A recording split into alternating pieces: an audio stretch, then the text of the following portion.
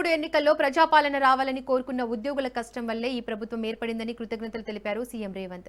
వర్గీకరణ కోసం జరిగిన 30 ఏళ్ల పోరాటానికి తమ ప్రభుత్వం శాశ్వత పరిష్కారం చూపించిందని స్పష్టం చేశారు. వర్గీకరణ పోరాటంలో తాను ఎందుకు అండగా నిలబడ్డానో వివరిస్తూ మహాభారతంలోని కర్ణుడు బార్బరి పాత్రలను ఉదాహరించాడు. కర్ణుడు మిత్రధర్మం కోసం ఎలా నిలబడ్డారో తాను కూడా మాదిగలకు మిత్రులుగా భావించి అండగా నిలబడ్డానని చెప్పారు. బలహీనుల పక్షాన నిలబడడమే భీమసేనుడి కుమారుడిని లక్షణమని, న్యాయం మీ వైపు ఉంది కాబట్టి తాను రాజకీయ రిస్క్ తీసుకొని మరీ ఈ నిర్ణయం తీసుకున్నానని తెలిపారు. మా దగ్గర అధికార యంత్రాంగం లేదు, అక్రమ సంపాదన కూడా లేదు.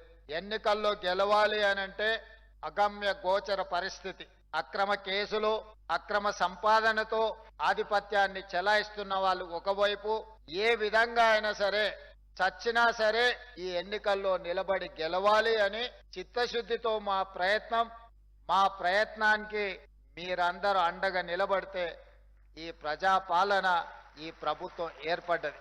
మాటలతోనో మూటలతోనో గెలిచే పని అయితే 2023 నాడు మేము గెలిచి ఉండే వాళ్ళం కాదు.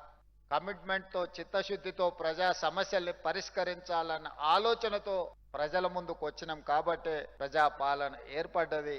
మహాభారతంలో ఒక్కొక్కరిది ఒక వీరోచితమైన గాథ, ఒక్కొక్కరిది ఒక గొప్ప త్యాగం. అందులో చాలా మందికి అర్జునుడు, కృష్ణుడు నచ్చొచ్చు. నాకు మహాభారతంలో కర్ణుడు, అదేవిధంగా బార్బరికుడు అనే ఒక పాత్ర ఉన్నది. కర్ణుడు మిత్రుడి కోసం, కర్ణుడికి అవమానం జరిగినప్పుడు అండగా నిలబడ్డ మిత్రుడి కోసం సర్వం ఒడ్డి పోరాటం చేసిండు. చివరి ఊపిరి వరకు అండగా నిలబడ్డాడు. కొందరికి అది తప్పుగా, కొందరికి నచ్చకపోవచ్చు. నేను కూడా మిత్రుల కోసం అండగా నిలబడాలి.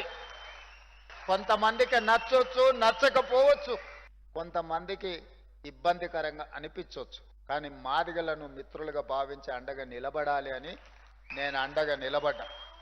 మాదిగ ఉపకులాల వర్గీకరణను అమలు చేస్తున్న మొదటి రాష్ట్రంగా తెలంగాణ రాష్ట్రం ముందున్నదని నాకు చాలా సంతోషం కలిగిస్తున్నది.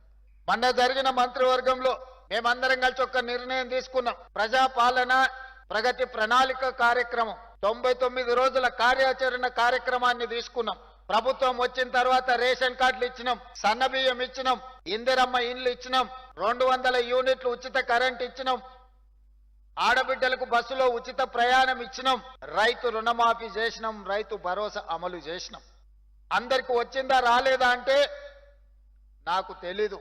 మీరిచ్చిన సమాచారమే నాకున్న సమాచారం. ఇవాళ మీ అందరికి నా విజ్ఞప్తి ఒకటే, ఏ పేదవాడి కూడా నాకు రేషన్ కార్డు లేదు అని బాధపడొద్దు. ప్రతి పేదవాడికి, చివరి పేదవాడి వరకు రేషన్ కార్డు అందాలి అంటే మీరు కష్టపడి వాళ్ళకి అందించాలి. మీరు 99 రోజులు ఒక దీక్షలాగా చేస్తే మీ జాతికి ప్రత్యక్షంగా పరోక్షంగా మీరు మేలు చేసిన వాళ్ళు అవుతారు.